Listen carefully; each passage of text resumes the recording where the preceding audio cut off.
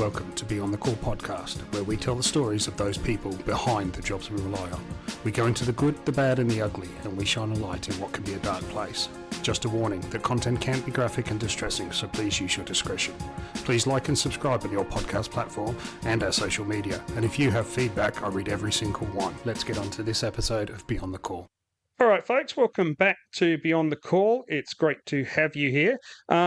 Just a little bit of info. I have a new website. So before we get into this episode, our new website is www.beyondthecall.au. Okay, no .com. So www.beyondthecall.au. And our new email contact is contact@beyondthecall.au. So it's my great pleasure to welcome Dr. Jacqueline Drew. Jacqueline Drew is an Associate Professor, I believe, at Griffith University. Welcome, Jackie. Hey, great to be here. It's great to have you on. So let's give people a bit of your background. Where what do you do? So I'm at the School of Criminology and Criminal Justice in the Griffith Criminology Institute at Griffith University. So I trained as an organisational psychologist. I have a PhD in psychology, and when I first finished my training, applied for a job with the Queensland Police Service as a psychologist. And 25 years later, I'm still a police psychologist. I worked for QPS for about 10 years and then came back to the university. I did my PhD while I was at Queensland Police, came back to the university, and now I consult back to police agencies, do a lot of research I'm sure we'll talk about today, still with the Queensland Police Service around mental health and suicide of police officers and everything to do with keeping the personnel in police organisations healthy and safe. So a lot of work with Queensland Police, also now work with other jurisdictions across Australia. And the last couple of years, been very lucky to start some collaborations in the United States. So I work with a large organisation over there called the Fraternal Order of Police. And so that organisation, there's about 800,000 officers in the United States and about 18,000 agencies. And they're a national organisation, huge, lots of agencies. So that organisation just represents many of the officers, because in some states in the United States, they can't unionise. So Fraternal Order is particularly strong in those states. They have like a legal fund and all of those protections that often unions provide to their members. So I work with them doing similar work to here. We do a large survey every 2 years, really identifying the issues, critical issues in policing, and then with a specific focus on mental health and psychological well-being and the factors that influence that in our law enforcement communities. So it's similar across the countries, different policing issues, but cops are cops, no matter which country you go to. Yeah. There are so many of them over there. I think, I'm not mistaken, if it's NYPD alone has over 10,000 police. 30, I think it's like 36,000 or 38. But, they're suffering just like we are here in terms of a recruitment and retention crisis. So that's how many they're supposed to have. And, we're often talking about policing now about, well, that's how many we're supposed to have, but actually how many we have on the front line and the ground is different. So, and most, I think most of the police agencies, sort of the average size is about 250, if not smaller, officers. So they have lots of small agencies. Some agencies, the police chief is in charge of 5 or 6 officers and they're a police chief. So some of our police stations here in Queensland, the OIC would almost certainly be a police chief in the US, because they have a lot more officers than that. So really interesting system, but the people so similar across the world. We talk about the police blue family, and I think that certainly is the case. Lots of the things that we experience are very similar. Yeah. Okay, so let's go back to the beginning. So as a child, growing up, did you grow up in Queensland? Yes, I did. That's why I do not like the cold. We're suffering with a lot of humidity now. We've just had a big downpour of rain. It feels like we're in balmy Cairns. I was in Cairns last week working with Queensland Police. So yes, always in Queensland. Did all my training here and have stayed around for the most part. Did you always want to do psychology, or what was the growing up kind of aspiration? Yeah, no, I don't think so. I don't think I probably knew what a psychologist was. So I wanted to be a teacher, and I wanted to be a primary school teacher. So I actually was going to do that right up until I left school, and I applied also, like, in your form, you have to have different options about what degree. So teaching was in there, or an accountant.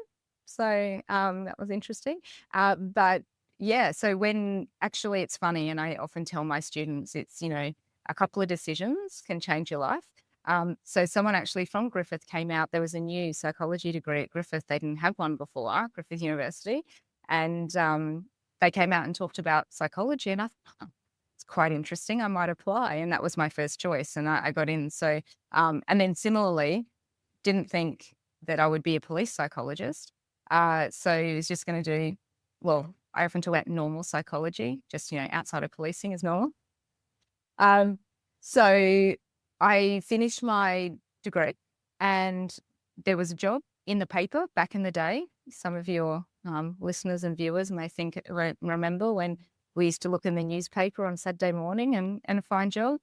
And there was a job with Queensland Police. And I thought, and I was just finishing my degree, and I thought, oh, that sounds an interesting job. So I joined Queensland Police as a psychologist, and I tried in about probably year 8 of doing that. I thought, oh, maybe I should try some different psychology. I lasted about 6 months, I think, and I thought, no, uh, police psychology is where I want to be. So then I came back. I can't see myself doing anything else. It's such a Yep. rewarding um, profession to be in, and specifically working with first responders and police. Couldn't do the job that police do. They do an amazing job, but if I can use my skills to help them do what they do, that's what I want to do. So yeah, I think I'm Yeah. they're stuck with me forever now.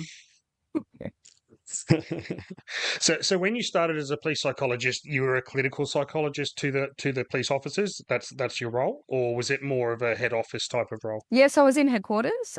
So I started off in Equal Employment Opportunity, EEO, as it was known back in the day. Now it's called Equity and Diversity, a whole range of different things. But Queensland Police has established an EEO unit, looking at particularly women coming into the agency, First Nations people, people with disabilities, people from non-English speaking backgrounds. So I worked within that unit originally as a research officer. And then my role expanded, and I worked with officers, predominantly female officers that had been sexually harassed within the organisation. And we provided an ability for those officers to come and report to us, and we would try to negotiate the best outcome for them. As you may know, in policing, usually that type of behaviour, you have to put in a formal complaint. And that really stopped many of our female officers coming forward and having the behaviour stopped, because they didn't want to put a formal complaint in against their colleagues and all the ramifications. So we were able to develop a system where we actually were able to conciliate and mediate between the parties, and really increase the numbers of female officers coming forward to actually, they just wanted the behaviour to stop. So we're able to do a really interesting process. So that was involved counselling and I guess clinical psychology in terms of that, officers, and then worked in a whole range of areas. And this is why policing's for cops and others that work in police agencies so awesome, because you get to do lots of things.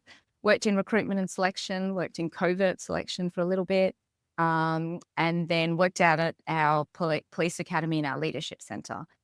So when I was there, police needed to do certain leadership training and legal training to go up ranks to become eligible for promotion.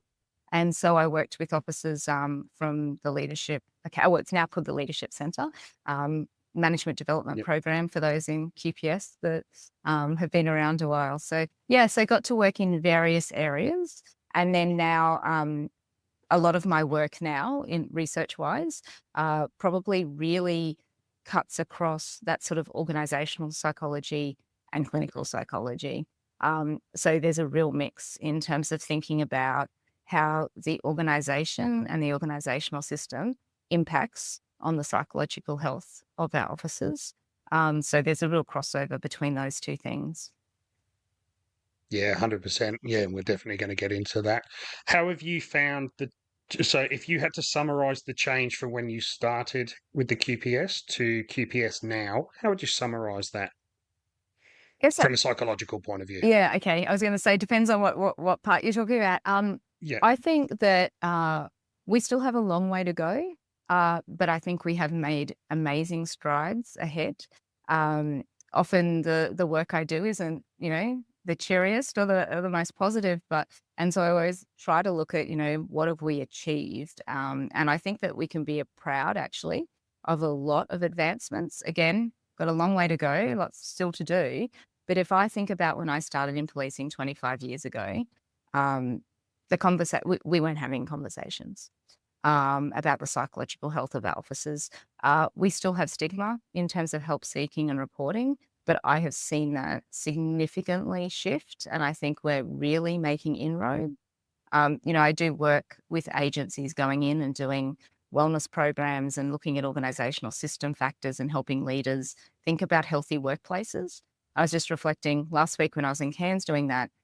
We, I don't think we would have even been doing that 5, 6 years ago. We wouldn't have a whole group of leaders, police leaders in the room, openly talking about the need to seek help. How does policing affect us psychologically, and how do we move forward, and how do we reform the system for the health of those that work in it? So, yeah, I think that yeah, amazing actually. Police organisations change very slowly, as we know. So really the amount of advancement we've had in this area, I think is something we should be proud of, that it's now open yeah, conversations. And, there's pockets that still aren't, of course. But on the whole, I think, yeah, we've done a lot of good work that actually is starting to impact. yeah. So when most people think of a police psychologist, they're thinking of people coming up to you and talking about their trauma, what they've seen in the job, and and how it's affected them.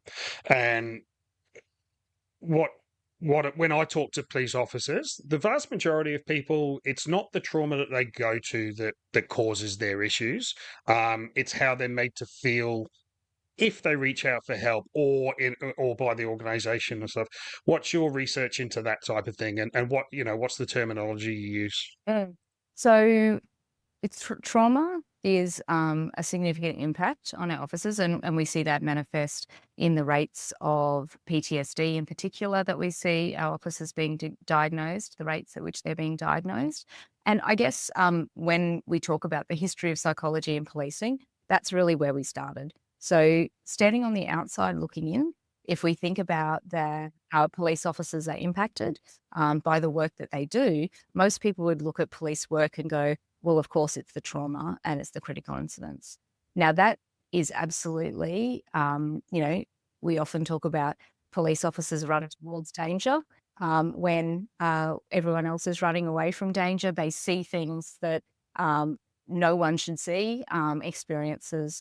I think some research shows, some say that police officers are exposed to about 170 critical incidents or trauma across their career. Others say it can be up to 800 incidents of critical incidents and trauma. And if we think about normal people outside of policing, usually exposed to maybe 2 to 3 critical incidents across their entire lives. So we started working in that area, and that is absolutely a mainstay of policing. What our research, and I conducted a study, it's a 3-year study with the Queensland Police Service. And what I wanted to look at was trauma, but also to understand the proportional harm. So there's more than just trauma that happens in policing, and that's what you alluded to. There's also organisational and operational stressors. So really in policing, there's 3 components: the trauma, the organisational, operational. Operational stresses are the things of the way in which we do the job. So things like shift work, things like maybe family or friends not understanding the work that police do, having less time to spend with family and friends because of the way police work is structured. Then we have a whole range of stresses, the organisational stresses. So they're things like leadership, internal investigations, all the things that happen organisationally for our officers. So those 3 elements, what we wanted to do with our research and, talking to police officers, working with them a long time, we needed to put some metrics around that. So what's the proportional contribution of those three factors? Because also we're putting a lot of resources into place, which absolutely remains necessary about preparing our officers for trauma and supporting them when they've experienced it. But they were sort of the majority of our interventions. And if we had this suspicion that it was organizational operational factors, then we weren't doing anything about that. We weren't looking at that and understanding that. So we conducted this study across Queensland Police to identify what's the proportional contribution. We looked at burnout and psychological distress. And so burnout is physical, emotional, and cognitive exhaustion. And psychological distress, the way we measured it, early indicators of depression and anxiety. We know PTSD is key, also depression and anxiety. So they were our outcomes, and we looked at those three factors and how much they predicted those outcomes. What we found is that organisational and operational stress causes up to 2.5 to 3 times the harm or the strength of the relationship, 2.5 to 3 times the strength of the relationship, organisational and operational, to burnout and psychological distress compared to trauma. Does that mean trauma's not important? Absolutely not. But it says there's 2 other pieces to the puzzle that perhaps we're not focused on, we're not developing interventions. In terms of what does that mean, it actually is glass half full, because trauma and critical incidents, we can't take those away from our officers. That is an integral part of their job. That's what they do. And, as I said before, we prepare them for it, we support them, and that's sort of what we're left with in terms of interventions. But if we think about the organisational system of policing or operational factors, they're creations of our organisation. We actually have a chance of actually impacting on those and taking away those stresses, or at least mitigating or reducing those stresses. And we know that's where we're going to get bang for our buck. We're actually going to be able to significantly reduce burnout and psychological distress by looking at those 2 factors as well. Yep. So, I think it's positive in the sense that we actually have some control. So, as a psychologist, sometimes we feel like we don't have a lot of control because we can't stop our officers going to trauma and critical incidents. But this tells us that we can actually have a great impact. And I think explains why over the last maybe 5 to 10 years, we've significantly invested in wellness interventions, and we're not seeing, I would say, the decreases in psychological harm that we should, given the resources we're investing. And I think it's because we've got Yep. these missing puzzle pieces, right, that we haven't focused on. Yeah. Mm. I think a common factor that when I've been talking to other police officers or paramedics or any first responder or high trauma Yeah, sort of job is absolutely. I think this they goes often across all first responders, right? I'm talking about police because that's what we did. absolutely. Ambos, fire, military, very Yeah. similar. Yep. I think when you do get harmed, one of the things you're confused about is why this one? Why this trauma? What's different about this particular trauma that's caused me, this exacerbated injury that I've seen probably things way worse, or I've seen things very similar before and they haven't had any sort of, well, they have long-term effects, but they don't exacerbate as that sort of PTSD type thing. And for me, when I found out about organizational trauma, it kind of it fits because it's something that's it's not necessarily the job you go to. It's the external pressures or the external factors that then kind of make the perfect bomb. Yeah. And I think, we talk about cumulative trauma. So I think that's a factor. I think also, and we're investigating this now, cumulative organizational trauma as well. So, and I think it follows similar trajectory that cumulative trauma does, traditional trauma, and then we have organizational trauma. It's not that boss that you've just come up against is the most terrible boss. Maybe they are, but it's all of those little pebbles that went into your backpack across your career. So we put in trauma, we put in organizational, we put in operational stress, and then there's some tipping point, and we often point to a particular thing, but that was simply, the straw that broke the camel's back. It was like, all of these things that accumulated over time, And these things work as an interaction. So what we've been finding in our research is that the way in which we're understanding the relationships we're studying is that organisational and operational stresses and things that happen within the police station or the command office, they're interfering with the recovery from trauma as well. Because you go back into the system, and the example we often use is, say, an officer-involved shooting. So our officers will say, I feel like I could have overcome that. I expected to be exposed to dangerous situations. Absolutely, it impacted on me, but with the right supports, I think I could have gotten back on track. But then we overlay, after that, say, officer-involved shooting, we overlay an investigation process. We overlay the fact that it's elongated. I can't get promoted while I'm under investigation. My peers can't talk to me because, I'm under investigation, and I feel like I've been cut loose. And then you might receive an email in a year's time with 1 or 2 sentences saying you've been exonerated, and you're supposed to then forget about. And we talk about the police family, and I try not to be too much of a warm and fuzzy psychologist too much because I worked in policing too long.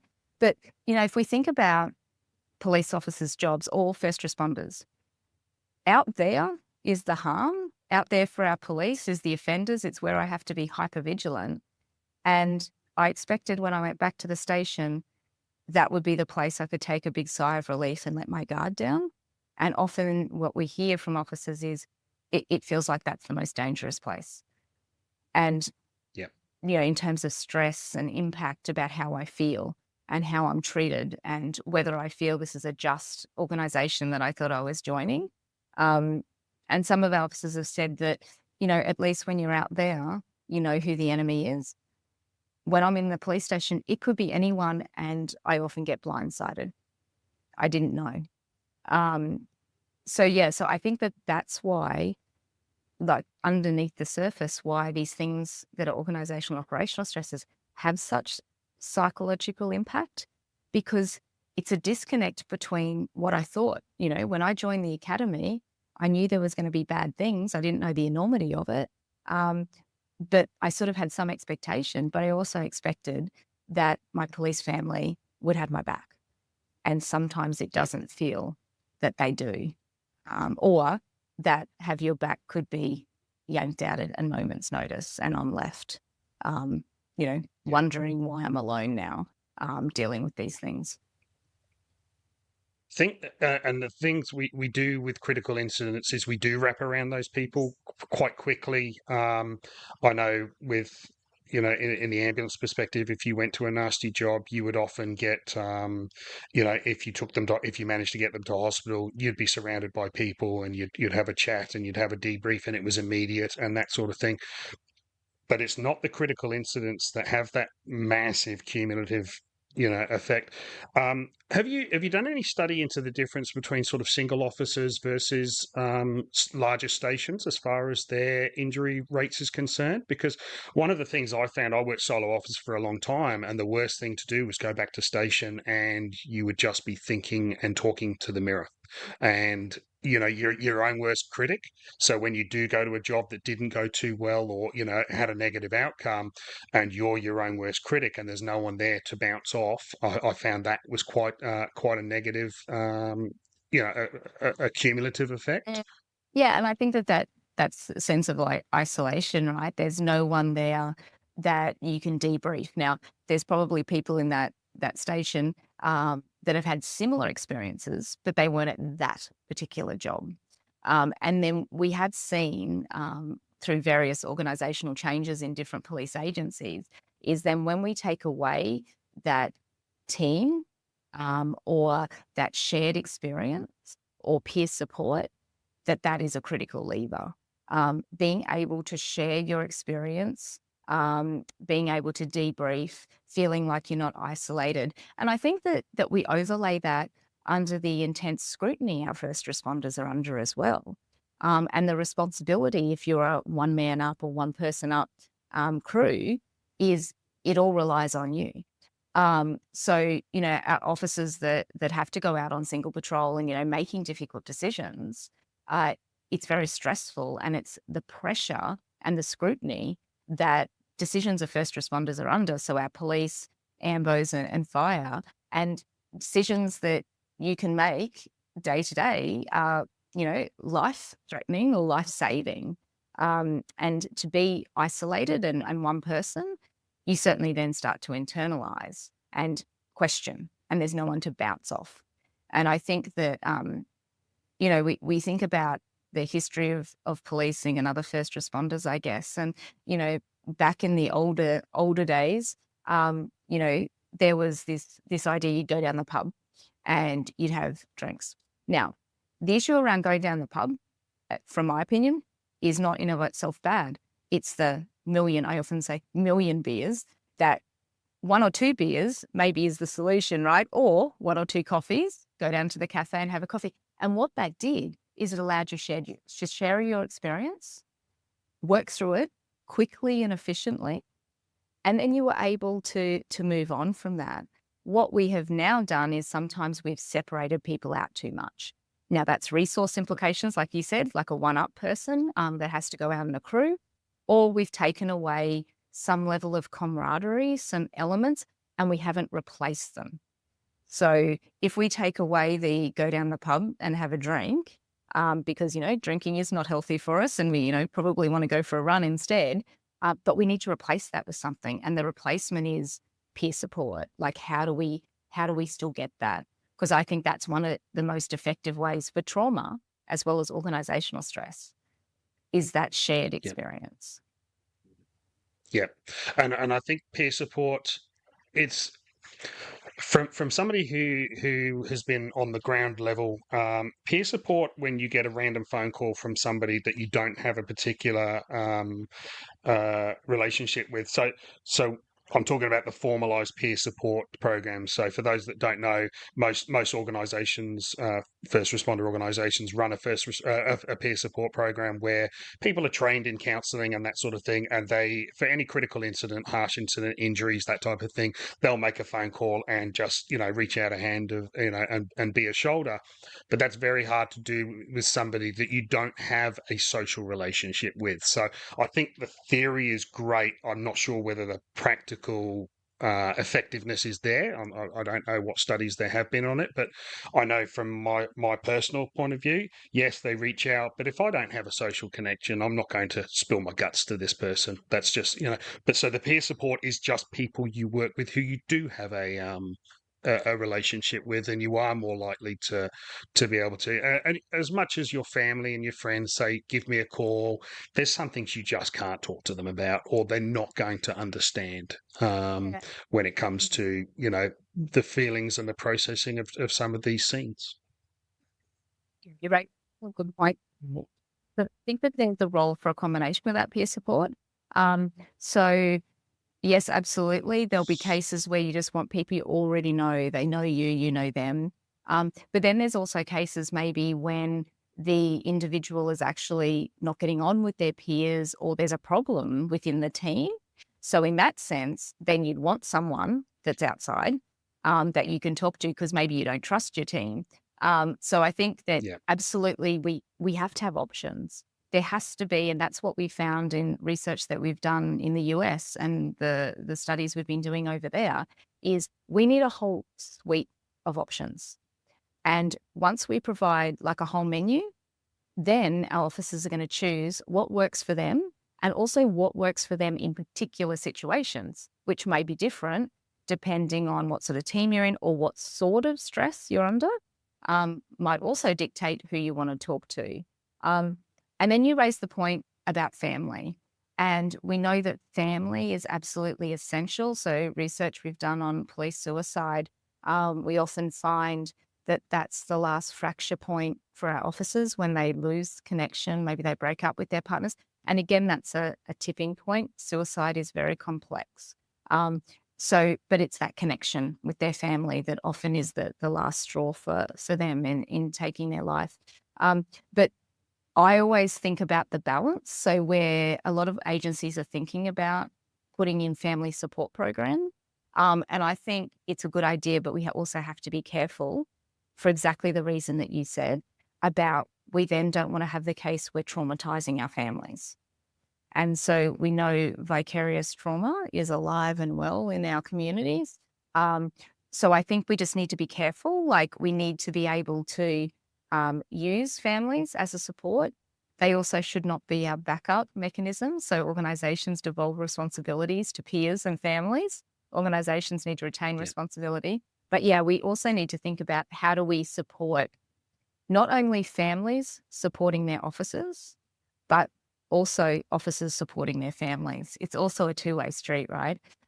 In terms of how do then we also teach our officers how to support their families and how to talk to their families, and what their families might be experiencing. So in the US, Absolutely. it's much more violent crime. It's much more dangerous to be a cop. In the US here, it's dangerous here, but much more dangerous there. Many of our families, they send their officer off on shift, and it's more highly likely than here that officer's not returning home, and the stress that creates for families too. So it's looking at it from a whole range of perspectives and having lots of options. Yeah. Absolutely. Yeah, I don't know if you watched the Seven Spotlight thing last night. That was it was interview with the retired police officer Ben. I won't say, I'll mess up his surname. So he was the shooter. He was the police shooter in the Link Cafe siege, and he took the shot. He shot the terrorist at the end. But the cost he had, and it's cost him his wife, and they're separated. It takes a lot to. It takes a lot of toll, and I was watching that with my wife, and there was tears because we're going through the same thing. It's often the families that will notice before the officer themselves, because often we don't even know we're going through early on. We don't know we're going through some changes. We don't know we're actually confused about our feelings, and guilty, and all the spectrum that everyone has. So I agree that the family need to know how to deal with an officer going down this path, or what those early warning signs are. And that's half the reason I started this podcast, was for potentially that, is that so officers that are involved, they might recognize something within themselves, or people that are supporters of those officers or first responders or any other high trauma occupation might recognize an action or a feeling of this person and go, okay, this person may need some assistance. And that entirely makes sense when we think about, we're I think hopefully starting to get on top of stigma, and reaching out for support and mental health issues in our police populations, and encouraging them more to seek support. But we do know that there's a strong suck it up culture.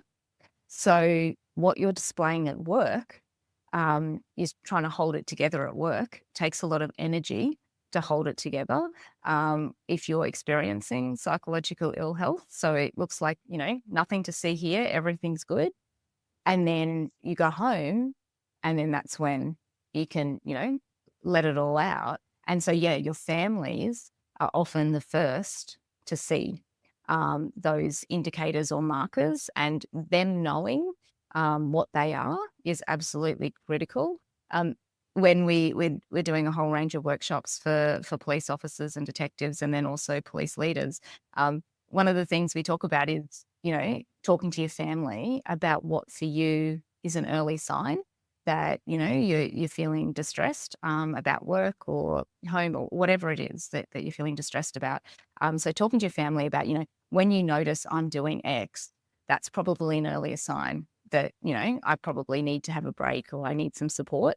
But we also joke that if you ask your wife or husband or girlfriend or boyfriend to actually tell you when, you're becoming more irritable or you're getting angry, then you're not allowed to get angry at them. You have to remember that you asked them to tell you. So, but that's that having that conversation is essential, because often at home, you're going to let your guard down, and that's our earliest intervention point. And uplifting families to know what to do with that as well.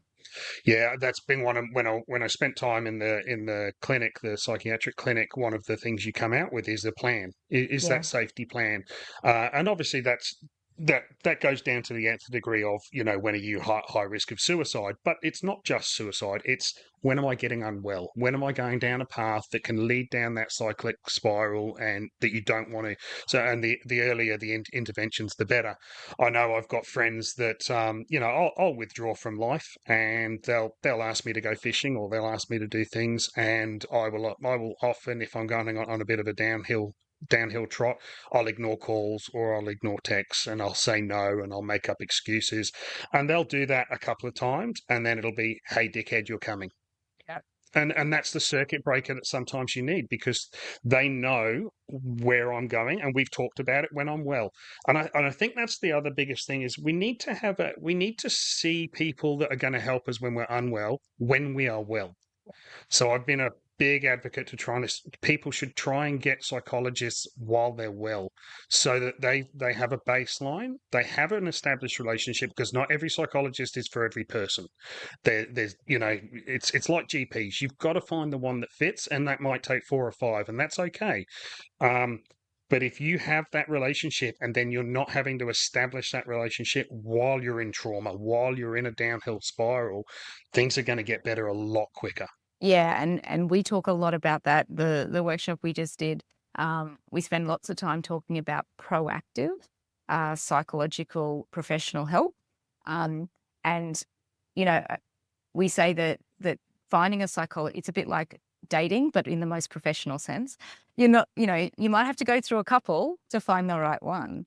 The other thing I would say, and it's absolutely, I think the point you made about, you don't want to be contacting a psychologist when you're in crisis. At the crisis point, you want to have a psychologist already in your back pocket. And some of our officers talk about having a psych in their back pocket, and when they need them, they can get them out and they can help. Because what happens is, if you're in crisis, you need help immediately. What happens if you don't have a relationship is, as psychologists, we then have to start unpacking your history first. We're like, okay, well, what do you do? How have you experienced, and you're just like, help me, I'm in crisis. Which absolutely I would be thinking too. So having that relationship. The other thing, we know that there's, we've got a critical shortage of police officers and first responders. We've also got a critical shortage of psychs to meet the demand.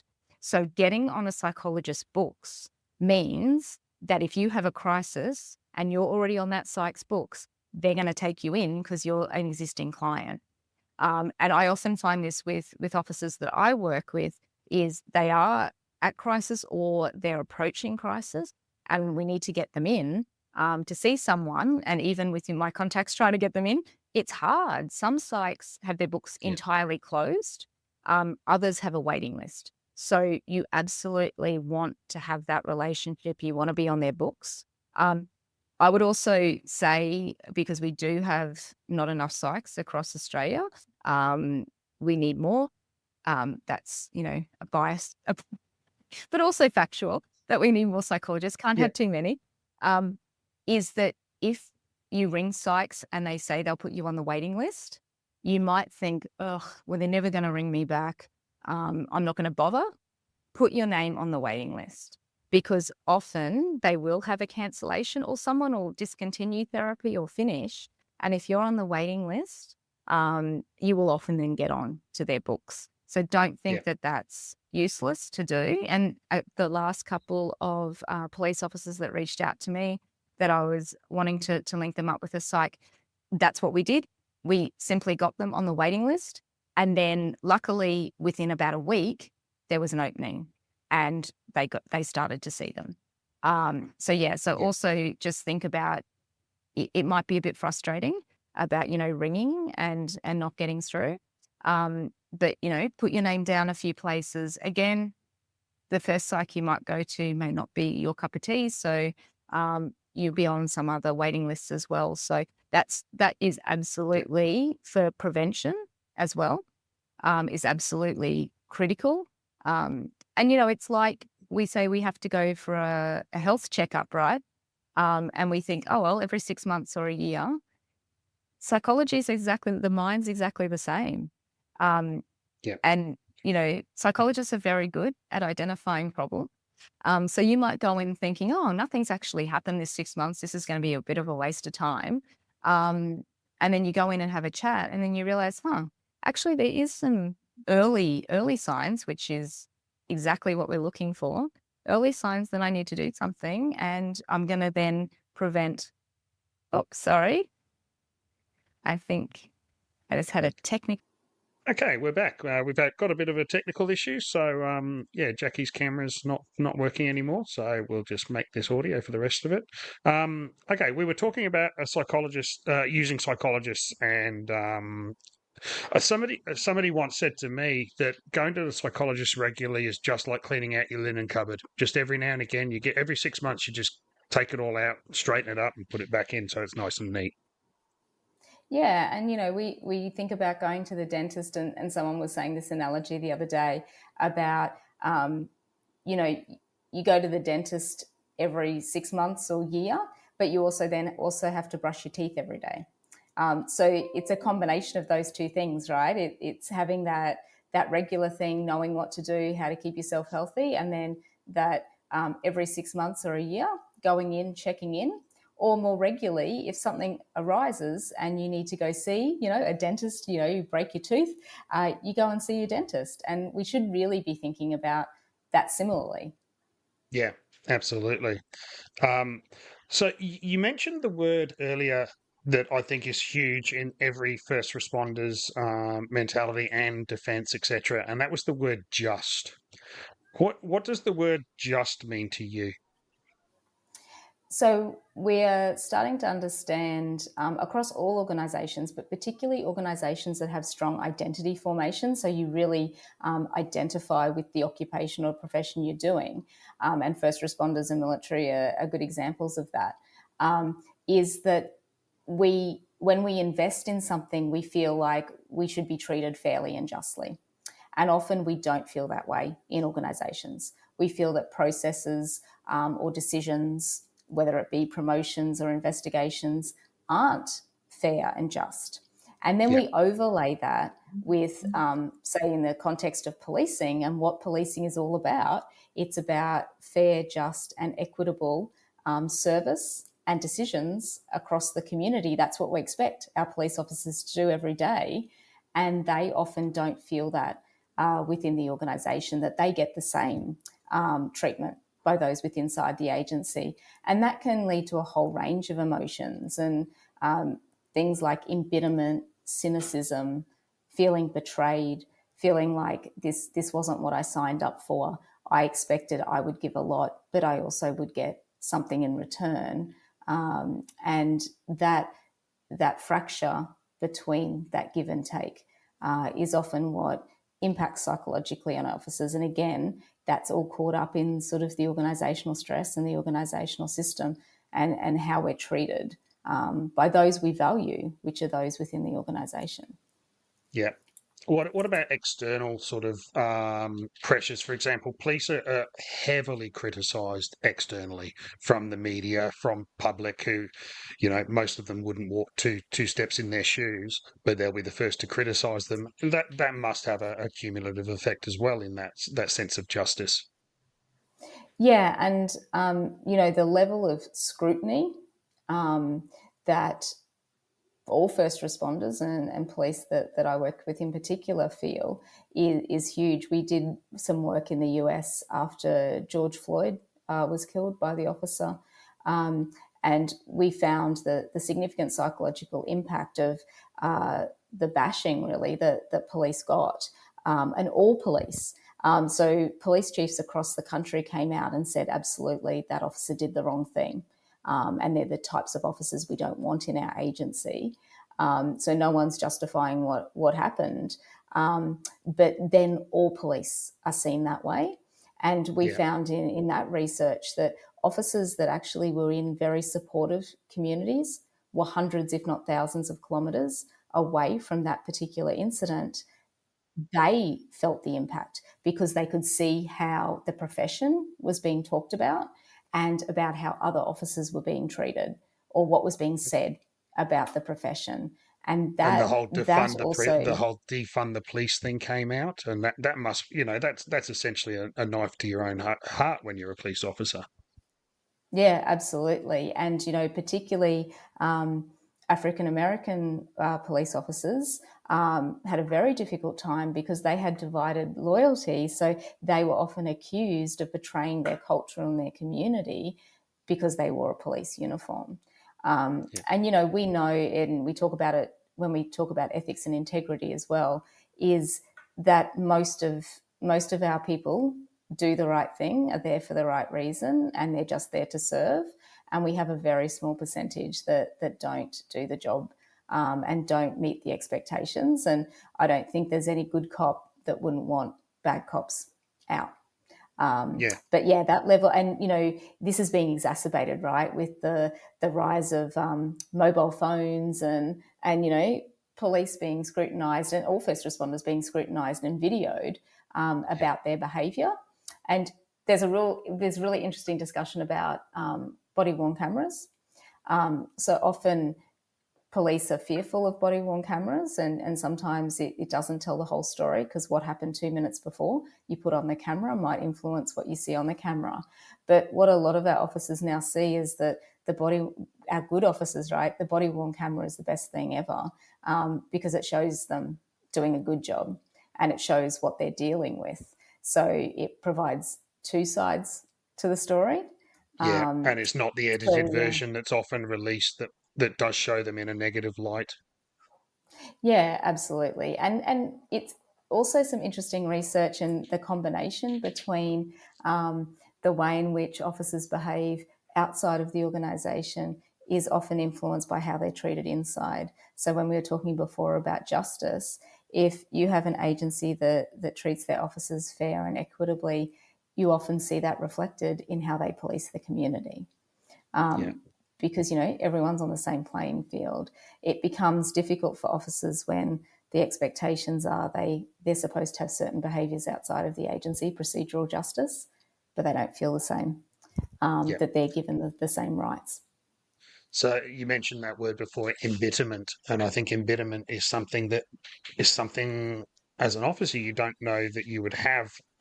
It would be something that just builds, I'm imagining. Yeah, and you know, it's embitterment is something that we're studying. We're about to produce some papers around looking at embitterment in policing. And when I came across that term, you know, working in policing a long time, I'm like, that's it. You know, that seems like describing exactly what many of our officers feel about what happens in terms of their workplace experiences. So it's an event that may happen, often work related, that you feel like you haven't been treated fairly or justly, and you can't get over. You hold on to it. And one of the defining features of embitterment is that you can't let go. So it's always playing in the back of your mind, you know, that time that, you know, I didn't get promoted and it was unfair. You know, someone got the job because they were a mate of, you know, the boss. And those feelings don't go away easily. So even then you do get promoted and you move to a different area, you still remember, oh, but I was treated that way previously, and will that happen again? And we often talk to leaders about, you know, that one person in the station that maybe is very cynical or embittered and you don't know, and you might be the best leader. You think, what else can I do? Like I'm giving all, I'm trying to make a healthy workplace. I'm fair and just.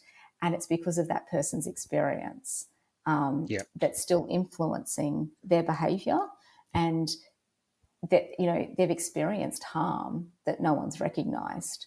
And, you know, you're supposed to just suck it up and keep moving. So how do we move past that? Because it hasn't been identified probably by the person who's embittered, and it hasn't been identified by the leadership. So often, again, manifests the way you've said. It causes a few issues, and they're often the old squeaky wheel gets the oil. But how do we get past embitterment? That is a multi-million-dollar question. In terms of, we don't have a way in which to treat embitterment effectively. So the next part of what we're wanting to do is actually understand the concept much better, the experience of embitterment, so we can actually develop an effective way of addressing embitterment and how to work with people and help them recover from those experiences. What I would say is, from what we're currently working on, the first is the recognition that the harm actually occurred. Now, that's caught up with, organisations maybe not like liability and risk management and all of those things. And it's not about necessarily objectively agreeing with what happened. It's about how that person felt. So it's their interpretation or their perception that's influencing their psychological health. So I think the first thing that we're going to be thinking about when we're working with people that have experienced this is just acknowledging the harm. People want some acknowledgement that perhaps something bad was done or something happened and this is the impact it had on me. And that's not okay. I think I don't want to underplay it to the audience that when we're not saying about something, something went, something minor. We're talking about something that really affects a human being, and it would affect you in your real, in your outside life as well as your inside life, your serving life. So these are things that are really causing injury. They're not just, a little decision, and it could be a promotion that you fully deserve, or it could be you were sent into a place you didn't believe that you should have gone, that type of thing, and you were put in danger. So I think there's a really, it's something that can really affect the soul of a human being. Yeah, and it's something that in some ways violates your expectations. It's a mismatch. So it can be any of those things, and each person is likely to experience it in a different way. So it may be that two people have the exact same experience, and one person is really affected by it and the other isn't. It's just what it means, how you've perceived it, how you've experienced that, what it means for my place in this organisation, or how much I'm valued, or how much care, how much I've invested in this career, and this is the way I'm treated. So it'll be nuanced depending on who's experienced it, their history. So we were talking about accumulation. So what experiences have I had for the last 5 years will influence how I experience this particular event. So there's much more to unpack, but I think we're even finding, just talking about the concept of embitterment in the courses that we're doing, putting a name to it and validating that this is real, prevalent, and is likely to be experienced by many. That is the first step to actually then deciding to be able to move through it and move on from that event. Not ever denying that it didn't happen or it didn't affect you, because we need to keep that forefront. But now it's time for my own health and well-being to move to the next phase. So it's very mixed in with resilience and moral injury. Moral injury talks about organisational betrayal, and that's similar to embitterment, slightly different concepts. But there's a lot of these terms that are now sort of interchangeable. Organisational betrayal, which, if people are familiar with moral injury, has a lot of the elements of embitterment. Embitterment's like the emotion from an experience. Whereas some other things are more cognitive, about, I weighed up what I gave and what I got in return. That's a cognitive evaluation. And then the emotional evaluation is like the embitterment that can stem from that. And, we can grow from these experiences. So when we talk about critical incidents and trauma, and we talk a lot about post-traumatic stress and the injury and disorder maybe that comes from that, we also know that there is ways of working with people to have post-traumatic growth. How do we think about taking the positives of that experience and being able to grow from them? Yeah. And there's so you can have a moral injury or this embitterment issue without having PTSD, or they can be very genuinely intertwined. Yeah, absolutely. So some of the original work that was done with veteran populations, that the original author of Embitterment, so Michael Linden, who's a German academic psychologist, I think he's a psychologist, he's an academic that writes papers around embitterment and came up with this concept. He found that he was working, he published this study where there was this group of veterans, military veterans, who had been diagnosed with PTSD. And then there was a particular portion of that group that weren't seeming to get better at all, that weren't making any recovery despite the interventions they were putting in place. And that made him think, there's something else going on here. I don't understand why these people aren't improving at all. And then that's when he came across this embitterment by talking to them. And it was, they'd talk a lot about, say, the danger or the physical impacts that they were placed in, say, war. But then they started to talk about the organisational system. And that, I came, as an example, for instance, it might have been something, I came back and I was injured and I got repatriated. I was out and I was gone. Like, they just got rid of me. I was no use to them anymore, even though I just risked my life. So he uncovered that there was this whole range of experiences that were often related about how the organisation treated the individual that interfered with recovery. And when we started to address that, acknowledge that harm, and then start to work through it, he then saw that there was some real promise. And going back really to where we first started this conversation about the research we did, organisational and operational stress and factors interfere with the recovery from trauma. So they are absolutely interlinked. Yeah. What has there been any studies done into suicide rates of first responders, and obviously in your case it would be police, post-employment? So post, whether they've been medically retired or just no longer police officers for whatever reason. Has there been any studies into suicide rates?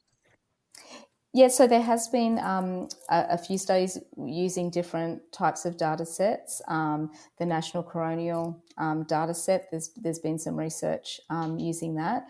The issue is that often in coronial reports, it won't talk about former employment. So we're not capturing if first responders are dying by suicide in the coronial reports unless they're serving many times. So we actually did a study with Queensland Police looking at police suicide, and we tracked people that had left the service and then had died by suicide. So we believe it's sort of the most comprehensive study of looking at both in-service suicide deaths as well as officers that had left. And we did find that the majority of officers who had left the service that had died by suicide had gone out on medical retirement.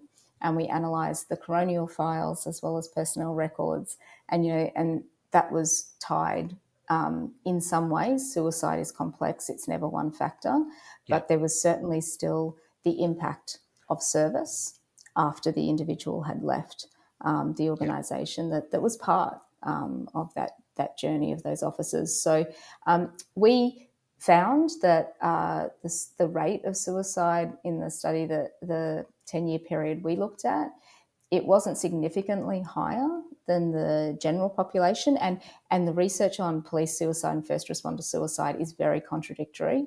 Some studies will find it's 2 or 3 times, and others will find it similar. We found it was a similar rate to the normal general population.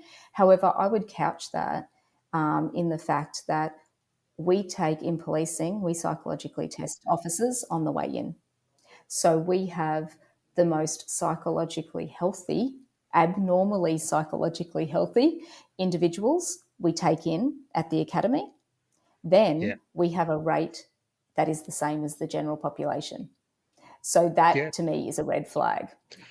So these people that were otherwise normal, or healthier than the average person, that we're bringing them back down to the rate of, or taking them up, I guess, to the rate of the general population. So that's one of those things that if you look beyond the statistics, there's more information there.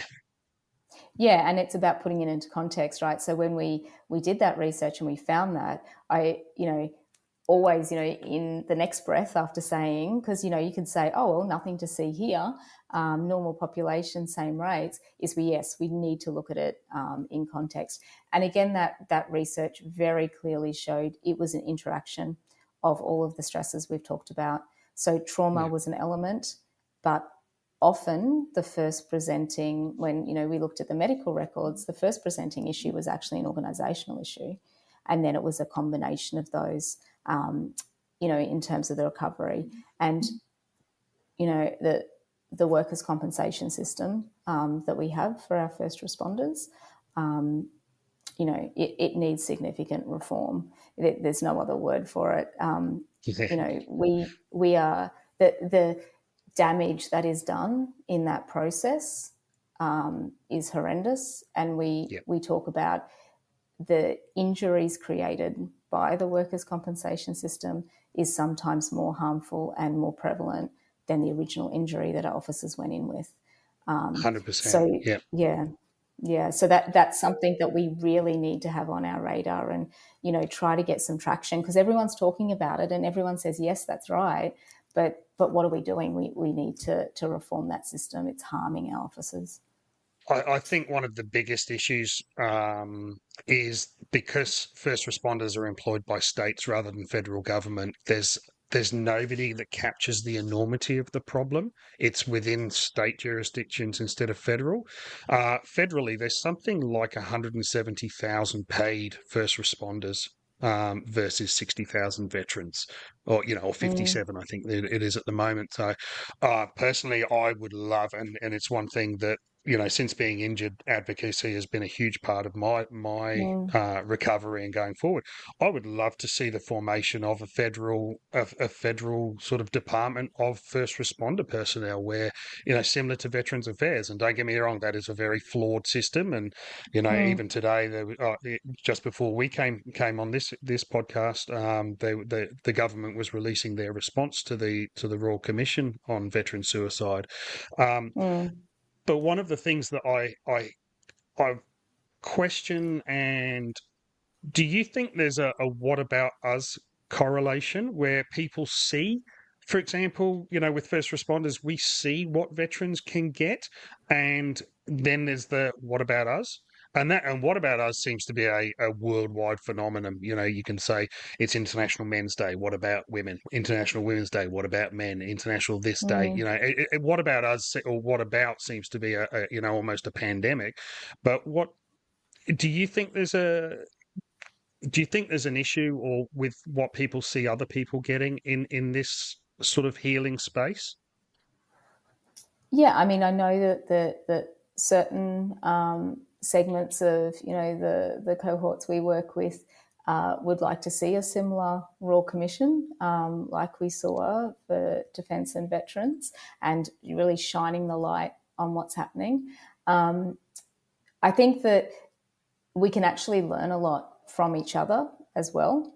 So, the Royal Commission into Defence and Veteran Suicide, I think that, and I testified at the Royal Commission talking about policing and what we were understanding, about the place of trauma compared to other things. I think that in terms of some positivity is we can actually look at when the spotlight is shone on other cohorts that are similar and sharing knowledge. And I think that when you were talking before about veterans and Department of Veteran Affairs, one thing that they do, they actually track people after they've left. And that's why we have a much better sense of suicide rates when in veterans, when they leave. Yeah. We just don't have that capacity. So I think that there's certainly elements we need to think about. I mean, the study that we did took a couple of years to be able to work out how to track those officers, and just from one jurisdiction to find out how many officers died by suicide. So I think we can certainly learn both ways about what we're doing and how to better understand the problem and address the problem. And, there's a lot of discussion about, what the benefits are that veterans get compared to first responders. So, complex issue, but I think it's all thinking about how do we value equally the service of our military and our first responders, and the service that they give, because there's so many similarities between them. Absolutely. Yeah. And I don't think anyone's ever said that it should be one instead of the other. It should be dealt equally and fairly and justly. Again, that word just, and everyone's version of the word just varies, but I think that's what most people want. Yeah. How have you dealt with your vicarious trauma? Because I'm imagining you've heard some horror stories. How do you deal with it? I think everyone I've spoken to says a good psychologist has their own psychologist. Yes, that's true. That's true. And we also have peers, like colleagues and friends that we talk, just like peer support, that also understand. So I would say that I try to deal with vicarious trauma well. Am I always successful? No, just like everyone else. I have my moments that I think it's all getting on top of me, but it's about identifying those signs earlier. One thing that I guess that I do is I allow myself to experience the emotion, and then I have a strategy in order to then move on from the emotion. So I think that sometimes we try to push things down, and we talk in policing about compartmentalization, and that works for a short period of time, putting things in a box and putting a lid on it. But at some point, we're going to have to deal with it, because that box is going to burst open. So I try to deal with it in chunks that are manageable at the time. Yeah. So it's not about what is it? What's the saying? Something about how do you eat an elephant, one bite at a time, or something? Which is probably not good now, because we shouldn't be cruel to animals. So I'm not justifying. That's the problem with every saying now. You're going to offend someone somewhere. I know. I love elephants, but. Yeah, so sometimes, and we talk about police officers about this, is sometimes you can't deal with the emotion straight away. That's also okay. It's about knowing yourself and knowing how you can deal with things yourself, and then when you need to talk to someone else. So it's about working out your own toolkit. And you were talking before about having a plan. So thinking about it in advance. And I guess that, an example when people ask me about vicarious trauma is when I did the police suicide study. That was quite impactful, because I was just working by myself on that study. And, looking through personnel files, first thing you do when you open a personnel file is a picture of the officer when they graduated from the academy. And I knew how that officer's life would end. Experiencing the emotion and then having some strategies of then thinking about how do you work through that, what works for you in terms of working through the emotion, and then, picking yourself up and picking up the next file. So I don't think that there's any particular prescription you can give. It's about working out what works for you. And again, what works for you one day might be slightly different the next day. So it's having that toolbox. Absolutely.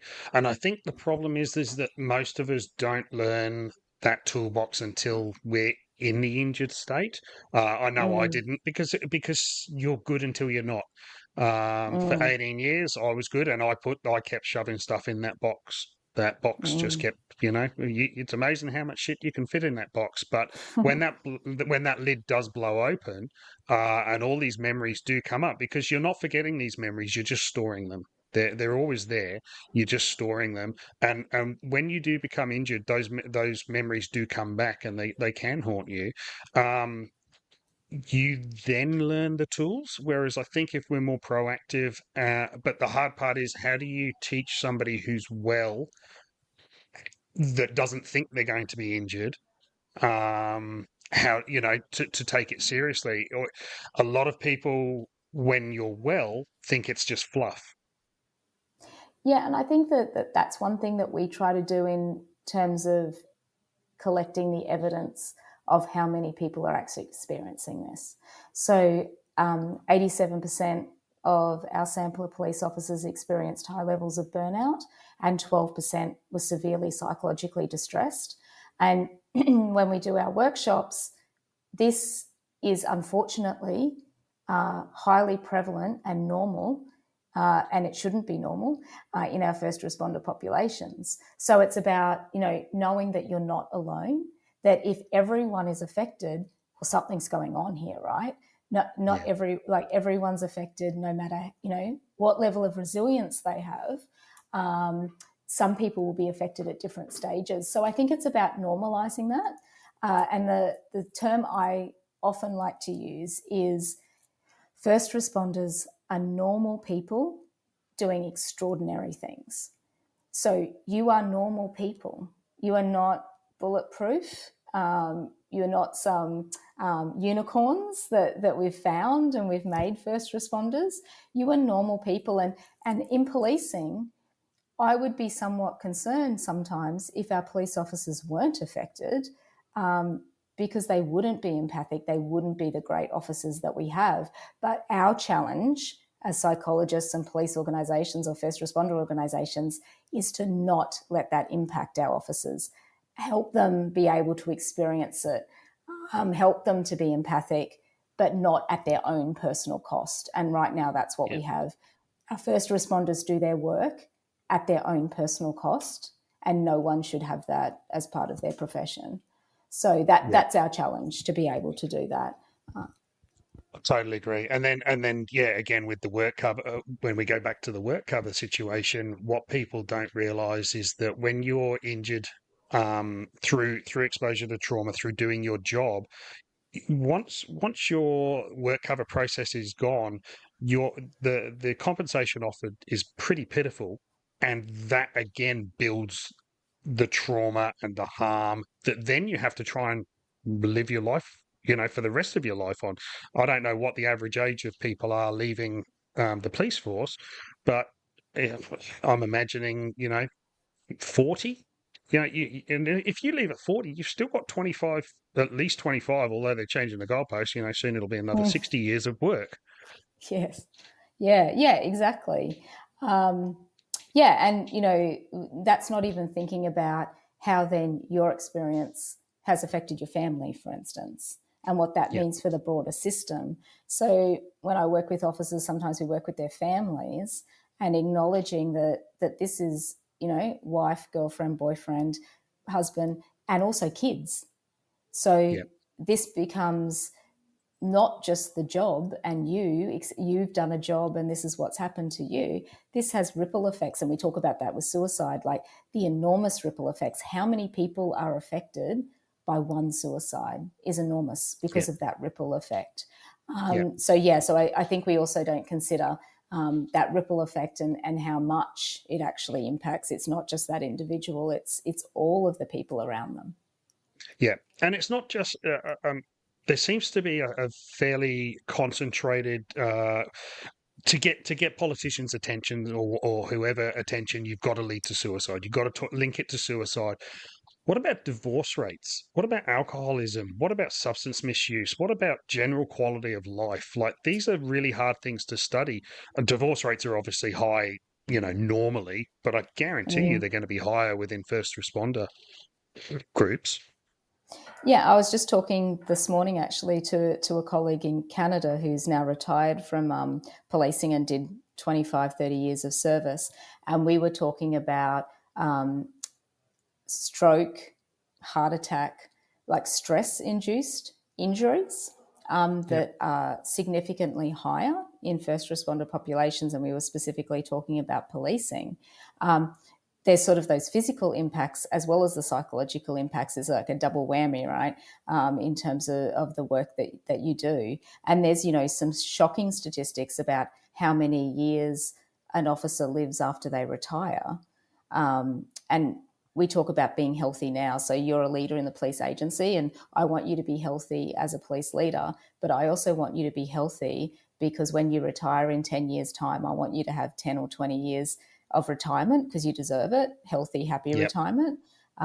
So that's also the message. Let's think about our physical and psychological health now for also the future, because we want you to have a long, prosperous retirement as well. But those physical stress-related injuries, I think we need to start measuring those much better as well. The heart attacks, the strokes, because they're also signs of the impact of the work. And we talk about, and there's some debate about including officers who've died by suicide on memorial walls as a line of duty injury. And we have this conversation here, and I also have it in the US.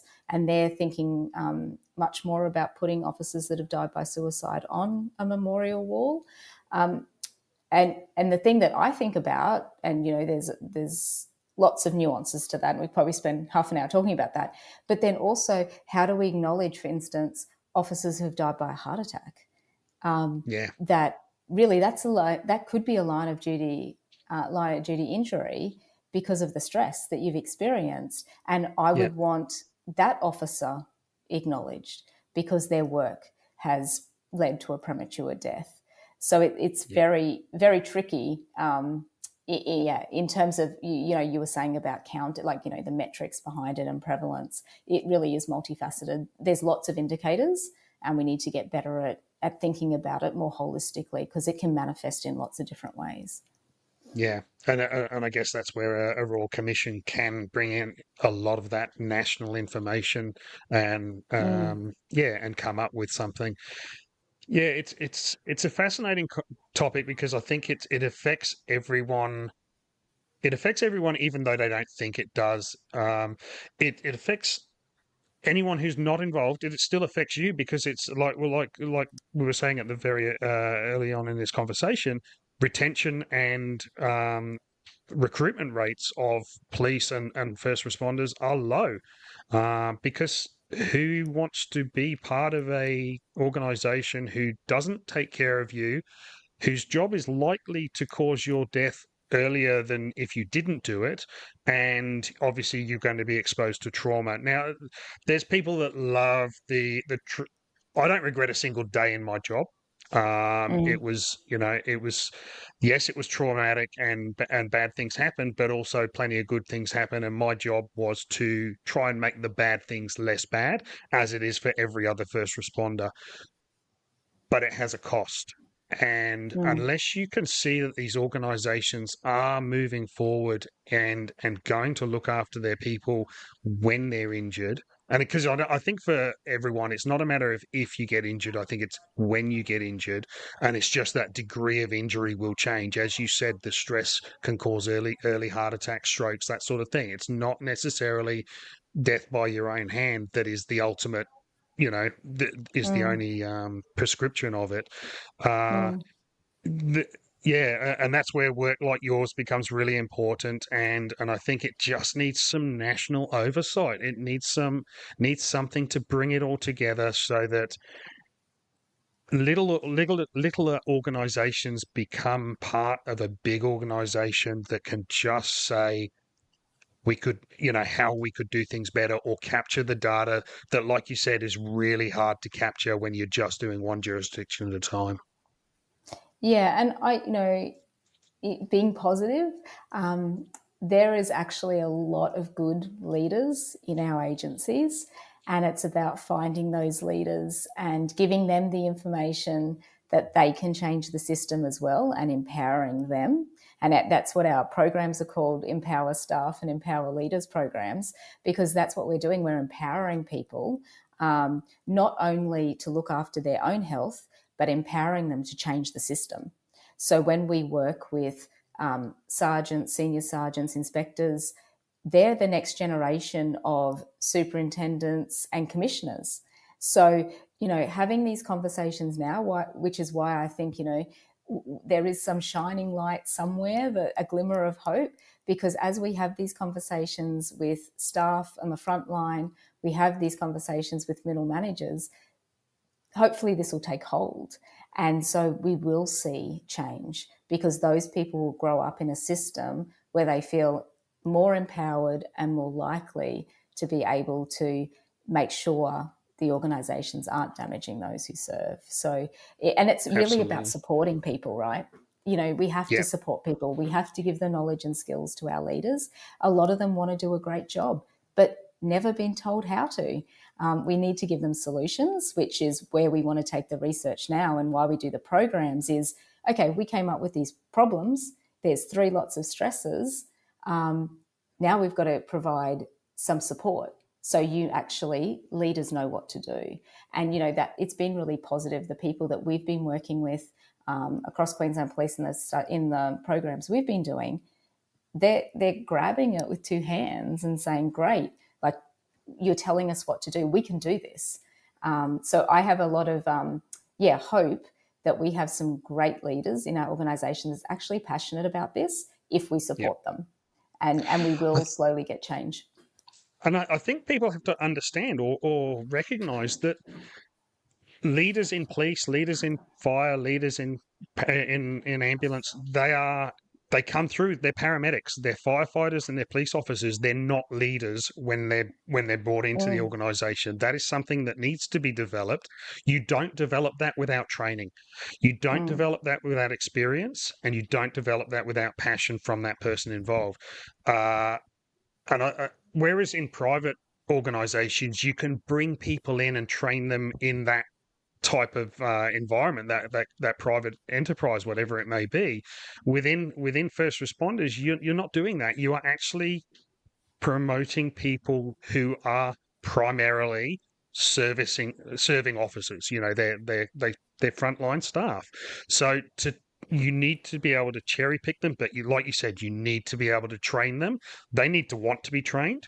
There's people that you can tell, and I guarantee you, it's probably across every organisation, private and government, but the people that want to be leaders, that are good leaders, they need to be nurtured. They need to be given every tool in the box. And I don't think we've been good at that in the past. And from what you just said, we are getting better at it.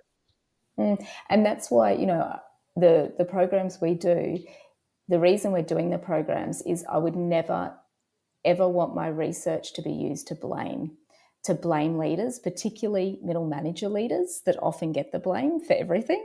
And that's why we do the program, because that's a way of saying, you're not to blame, you're part of the solution.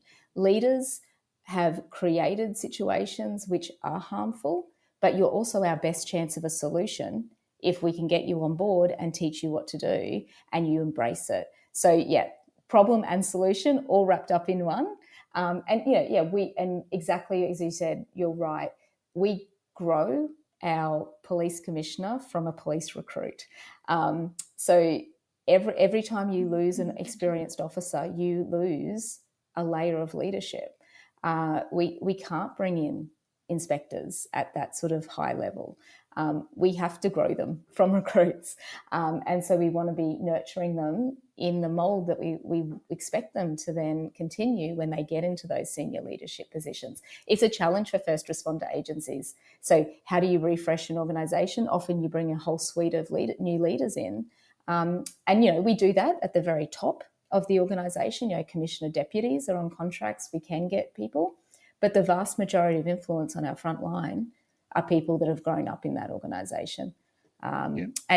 Also our best solution, because they're going to be commissioners one day. So we've got a real opportunity to craft people for 30 years to make the best leaders they can be. Yeah.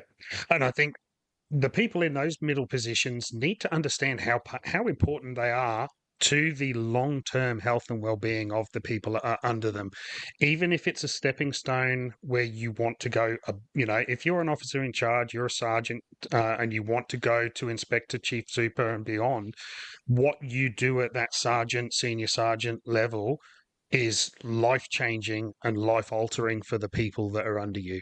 It starts, and even from senior constable, how you portray yourself to the people that are under you makes a huge difference to the very things we've been talking about today. That embitterment, that moral injury, that resilience, that everything, that leadership, it starts from the bottom and it goes all the way up.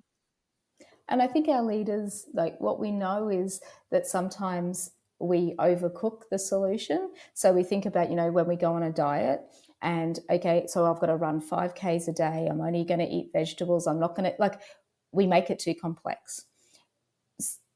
The psychology is the same in many ways, particularly for our leaders and how they impact on their staff. some of the simplest things are the things that the officers said was the difference. You know, the inspector coming down and sitting with me and asking how I am, and then coming back the next day and asking me again. It was that simple. And that turned Yep. that person around. They were like, Yep. okay, this person actually genuinely, authentically cares about me. So I think we also need to be careful. We can make things very complex, and then that frightens us as leaders. Like, oh my gosh, I can't live up to all these expectations, and this is too hard. Just thinking about simple things are often the most impactful. So, and that, as you said, can change someone's trajectory by simply feeling valued, someone caring, someone reaching out. Some of those Yep. simple things are the most powerful. And that's what we've heard in interviews when we've said, what could have happened at the time that you experienced that incident that made you feel embittered? And they said, well, one example, I just wanted my senior sergeant to sit down and understand where I was coming from and why it might have impacted on me. And I think that, just that conversation might have been the turning point. Yep. And not lip service. Don't ask because you're ticking a box to say, I checked in on this officer. Actually give a damn what the answer is. And like you said, the fact that the inspector went back the next day and asked the same question, when when you get a phone call every week or every month at the same time, you know that it's just a reminder that's come up on the calendar. Yeah, absolutely. And my mantra that I talk to leaders about is think about how it's perceived. Like, think about how to be genuine and authentic.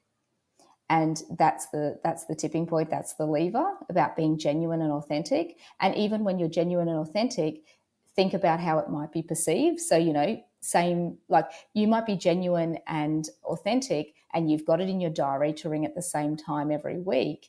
But what might that be perceived by someone else? It looks like ticking the box. How do I think about that? And these is working with people is hard. That's why I studied people for 10 years doing my PhD. People are nuanced. They have different perceptions. They're tough to deal with. But sometimes, thinking about how's this perceived, and just being genuine. Yeah, that really is the mantra, genuine and authentic. How do I portray that to those receiving the message? So often the way you deliver the message is more important than the content of the message. You could say anything, Yep. it's the way you come across. And then that's what's going to be remembered. And that's the problem with things like text messages and stuff like that. It's that age old. It doesn't matter what you send; it's what's read on the other end, and they can be two completely different things. Yeah.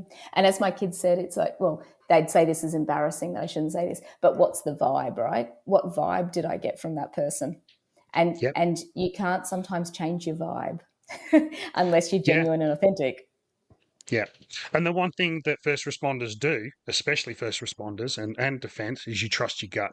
If your gut says Yeah. something's wrong, you spend your life training to trust your gut, because your gut keeps you alive and makes the right decisions 99 times out of 100. Yeah, absolutely. They got good BS radar, right? Absolutely. I Yeah. remember very early on when I started having students, when I was working in Brisbane, I had a young lady come up to me, a young student paramedic, and she said, "Oh, I feel like this job is changing me." And I've said, "Well, it will." And she said, "Oh, I just can't stand. I can't stand it when people just talk crap or." And I just said, "No, what you get quite good at is refining your bullshitometer, and as it goes off, you just have less tolerance for bullshit." Yeah. And, this is a challenge that our leaders have, right? Because their staff have a really good monitor. So you're going to be caught out pretty quick if Yeah. you're not genuine and authentic. And they're also all organisations are very much changing in their demographics. When I started, it was you were career paramedics. You had to have a fair bit of life experience before you went in, and now people are going in and they're going straight from school to uni to on the road, and that's a different kettle of fish to train, to teach. When you're going in, when somebody's 25, 27, 30, 35, they've got a lot of life experience that they bring to the table, which is often a very positive thing. But it creates they're very different problems that require very different solutions as far as leadership is concerned. Yeah, we could probably do a whole hour on the challenges of generational differences, particularly in professions such as first responders and military. That generational difference and attitudes are going to have some of the most impacts on our serving professions. Yeah. And, with, I think, first responders and policing that I work a lot with, we've relied on those in policing to sometimes suck up bad environments, and they do, because they're so dedicated to the work that they do. I'm unsure whether generationally we're going to have people that are willing to put up with what we have expected of our Yep. officers previously, and we're going to see exacerbation of officers leaving because they'll go somewhere else. Yeah. So it's a challenge. My understanding is that paramedics now have an average expectancy of 5 years in the job. That was unheard of, and that's financially, leadership wise, as you were saying. These people are the future leaders, and when you're losing someone who's 5 years into a career, and to be honest, at 5 years you're probably just becoming like a really quite accomplished, confident and competent practitioner. At 5 years, when we're losing those people, we're losing future leaders. Yeah, and same with all first responder agencies. It takes a few years to get up to speed, and then often they leave exactly the time where you're starting to get a payoff. Right, they're Yeah. competent operators. They can start mentoring others. Yeah. Really a valuable role in the organisation, and then we lose them. Yeah. Yeah. But like you said, that's its own podcast. Jackie, it's been Definitely. awesome to talk to you. It's been really, really awesome to talk to you. We could talk about multiple subjects on this for a long, long time. So, I hope I can have you back on one day. How do people contact you if they need to, or they would like to? Yeah, absolutely. So you can just Google me, the power of the internet, and you'll see, if you Google my name and Griffith University, I'll come up there, my email address. I'm also on LinkedIn, so you can easily find me on LinkedIn. Jacqueline Drew, PhD, I think is my handle. And you'll also see, if you go onto the Griffith webpage, is the research that I've done. So some of the research that we talked about today around stressors. We're about to start publishing some stuff around embitterment. It's not there yet. But yeah, so that's where you can also find the research. If you're interested in statistics and the research behind it, that's definitely where you can access that information. And yeah, I love people to keep in touch and tell me their experiences, and also participate in our research, because we rely on the participation of first responders in order then to be able to hopefully amplify the voice and the experiences to create change. So we really appreciate when people engage with us, because hopefully we can help change the system. That's awesome. And it is people like yourselves doing this research that will truly change how these organizations move going forward. And you can literally save lives by coming up with tools and changes. And I appreciate it. I'm sure a lot of the people in those jobs will appreciate it, even if they don't know. They might not have ever heard your name, but they will be. You could have saved their life in the future. Yeah, well, some people say, you're not going to change much, or you might only help one person. Well, I think that's a career well run if you can influence just one person. And first responders are the greatest advocates of that. They influence people's lives without even knowing it. So it actually is a privilege to be able to work with first responders, because they do an amazing job. So we need to change the system, and I think together we can. We just all have to have one voice and keep going, even despite sometimes the challenges and the obstacles and sometimes we feel like we're hitting our head up against a brick wall, but it'll change. If people are committed, we can. I'm positive we can do it together. Yeah, we just got to keep banging the drum. Or as I've said to a lot of people, you sow a million seeds, and if one or two pop off, then you've started something different. So, and that's where Absolutely. advocacy, research, everything. People need to stay passionate. They need to stay noisy, and go from there. So, Well, thank you Jacqueline, so it's much been for being able to talk about my stuff. But you're doing a great job in terms of getting the message out there. So yeah, thank you for all the work you're doing too to raise awareness. It's fabulous. No, I appreciate it, and from what the little research I've done on moral injury, advocacy is a very, very common side effect, and yeah, I've talked to a lot of people, and they're all on board. So, yeah, we'll just keep beating the drum together, and we'll see what comes out. Thanks so much. Appreciate it. Okay, thanks, Jackie. Okay, goodbye, Thank you. everyone. Thank you. Bye bye. Thanks for listening to this episode of Beyond the Call. If you like what we're about, please make sure you subscribe, and if you can leave a review, that would be appreciated. If you have feedback or suggestions for future guests, please contact me via my socials. Please share with your networks and help me expand my reach. It's a great privilege for people to share their stories and allow us to go beyond the call.